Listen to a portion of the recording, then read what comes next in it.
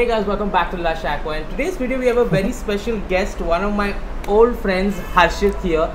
He's been part of the aquarium hobby for a while now, and in this video I want him to explain to you guys how to actually save money when you're a beginner, right? When we're a beginner, we usually are on a tight budget in India, but you've managed to escape this beautiful tank. I have been with you on this whole journey. This is not how this tank started off, right? Yeah. You started off in a much budget friendly tank, and today you've reached here. So I was hoping in today's video you could tell our viewers or give our viewers some tips so they could save money as well, right?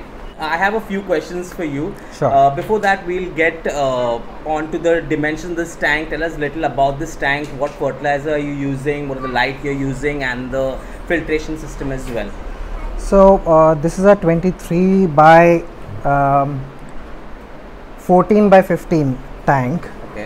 The reason for this odd dimension is because I had to fit it in exactly this much space. Okay. So a couple of inches here and there we've managed to reduce.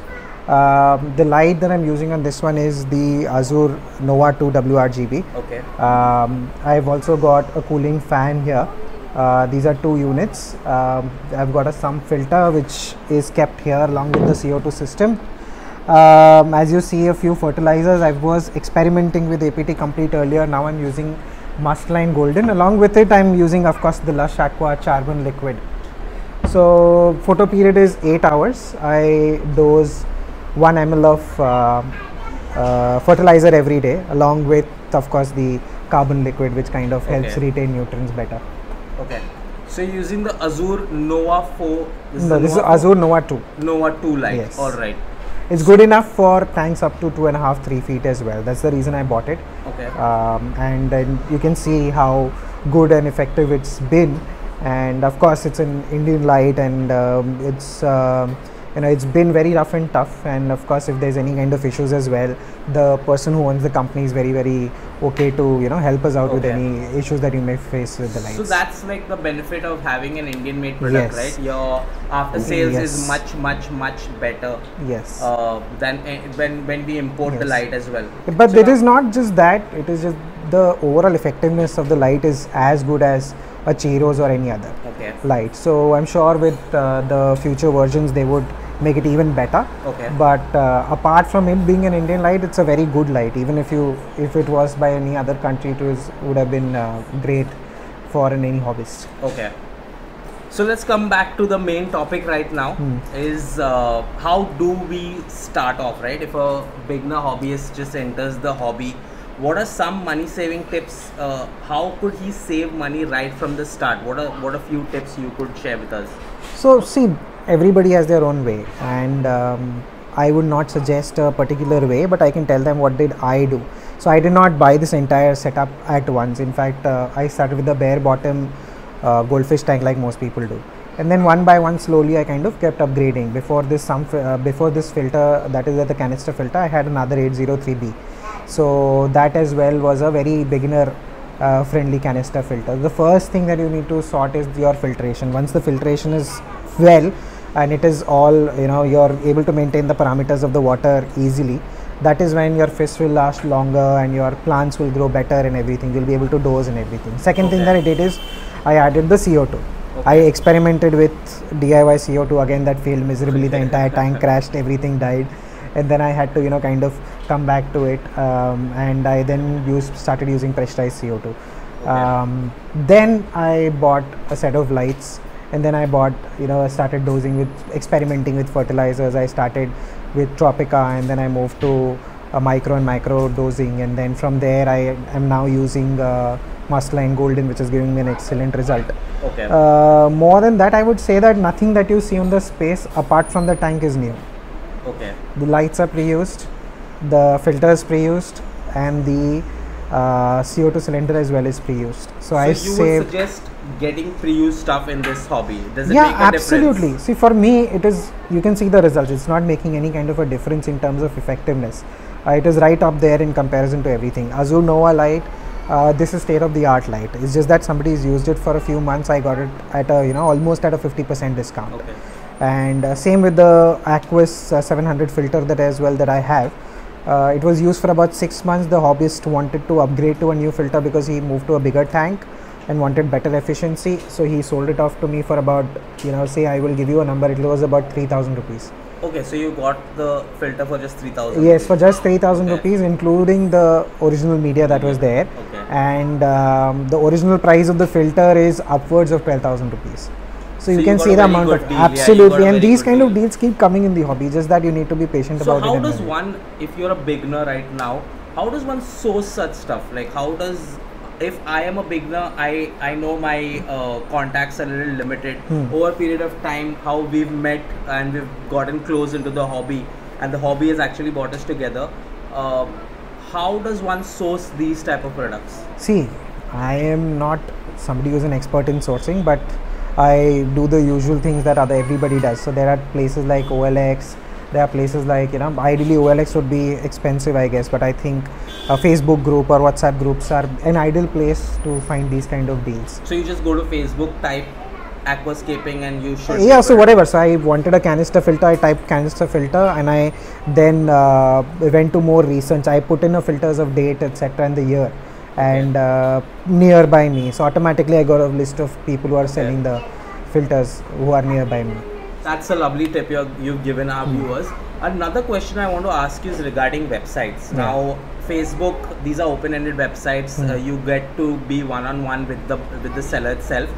But we have a lot of this surge of aquarium websites right now in India. Yes. How do you recommend beginner hobbyists going through websites, or do you suggest they stick to aquarium stores or one-on-one transactions on Facebook? If you have to be cost effective, then it makes no sense for you. And if it is a beginner, I'm sure beginners would want to buy low-tech plants and all. So I would not suggest you should to buy any kind of a plant. Okay. In fact, if you are a part of community, I'm sure, like I trim a lot of plants, I've trimmed a lot of plants today. These are expensive plants as well, and I'll just be giving them away. It's better than throwing off. I would rather give it to somebody who is new into the hobby. Somebody helped me as well when I entered into the hobby by giving away these low-tech plants to me. So similarly, I mean, you would get a lot of these low-tech plants just for free. You don't need to buy it from anywhere. Okay. And you're right in terms of the websites and all coming up very a lot lately. However, I would say they're not even about say 50% there. Okay. They mix up your orders, they delay your shipments, they send you immersed instances of submerged plants, and sometimes they send you a completely different plant altogether as well. So though they are cheap, for a new hobbyist it is difficult to manage all of that. And also the way a submerged plant looks is very different from a immersed plant, which most of these... After some time we realize that is like after a while we realize in the hobby that it's not the same plant. Yeah, it's very different. So that way people look at the submerged images and call for an immersed plant, or immersed image and call for a submerged plant. So it kind of creates a confusion, and that is where most people who are new into the hobby kind of lose their shit, and they don't like it as much. But yeah, the overall websites and all that, I think the packaging to delivery to customer service to ensuring that they send the right order, everything needs a lot of improvement till yet. So now you've said that over the years, and as we mentioned as well in this video, that you've been in this hobby for years now and you've gradually grown. So when you've gradually grown, obviously you've used such equipment that you've completely found unnecessary or a waste of money. So maybe you could share what is one equipment that you found that was a waste of money, so our viewers, any beginner hobbyists watching this video right now would not have to invest in that specific thing. See, I started with a bare bottom goldfish tank. From that time till now, I've changed everything that you see in front of you. Yeah. Okay, including the tank in itself. I started with the sponge filter, and then I moved to a canister hang-on back filter. Then I moved to a canister filter. Then I moved to a better canister filter. Similarly with lights and everything as well that you see in front of you.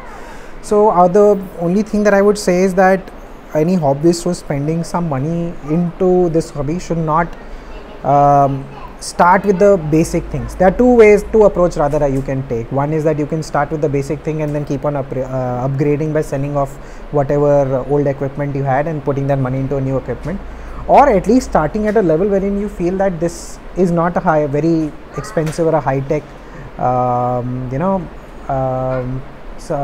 application, and then kind of somewhere in the between. It's like how instead of starting with a very heavy canister filter, you can start with the 803B. That is equally effective for a beginner. So it gives you a lot of media space and stuff like that.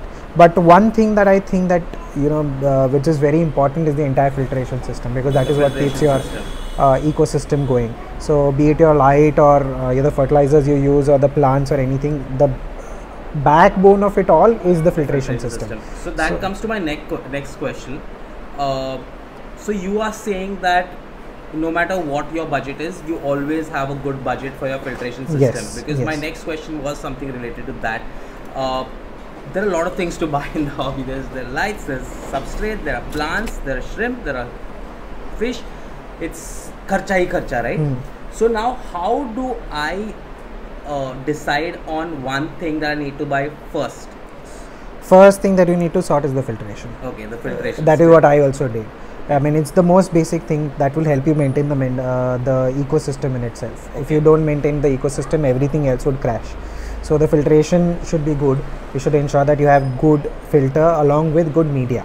Okay. And you must ensure that you keep maintaining the media as well and replacing as and when needed. Okay. Because that is what is going to keep your tank going, and that is what is going to give you the kind of results that you want out of your fertilizers, out of your plants, out of your substrate and everything else. So your core advice to all our beginner hobbyists is get a good filtration system. Don't skimp money on that as well. Everything else can be manageable. So there as well, like I said, I've got an excellent deal. You don't need to overspend on that as well. Okay. So I'm saying that instead of taking a new filter for 2,000-3,000 rupees, take a pre-owned filter for about 2,000-3,000 rupees. It will give you a much better output. You get a bigger filter. Absolutely. Plus, like one thing I'd like to add here, if you have a bigger filter, you can always slow it down. Yes. But if you have a smaller filter, it's not going to do justice because you have flow issues. Absolutely. Right now you have a big filter, so you don't require another. Yeah, with more than the flow as well, I think it's the media space that's the most important. Okay. So even if the flow is about 4x, 5x of what your tank capacity is, the media space should be good enough. If like I have a lot of media space for the tank size, and then you can see the kind of result, the clarity. I've skipped maintenance on this tank for 1 week. Okay, so you've not maintained it right now. Not maintained it for a week. Maintenance after this. So I've skipped maintenance for 1 week. You can still see it is spotless. Perfect. So those were the tips, guys, from a hobbyist itself. The reason I didn't want to make these beginner tips is sometimes when we are part of the business, right, we lose that core hobbyist in us. We are always looking forward to the hobby, but giving beginner hobbyist advice is a little difficult for me, because I just suggest like, ha, ye kar do, wo kar do, ye kar do, and then people are like, okay, that costs a lot of money. Yes. So I wanted you to be in this video. Thank you so much for being on Lush Aqua. I hope a lot of you have learned from Harshit. Trust me, guys, I have seen this whole growth curve that Harshit has taken. He's gone from absolutely a beginner in the hobbyist to having these beautiful and stunning plants right now in his plant tank. But that's it for this video, guys. Thank you so much for watching. Thank you so much, Harshit, as well. Most welcome. If you like this video, don't forget to give it a big thumbs up. Also, don't forget to subscribe to Lush Aqua. I'll see you in the next one. Bye-bye. Take care.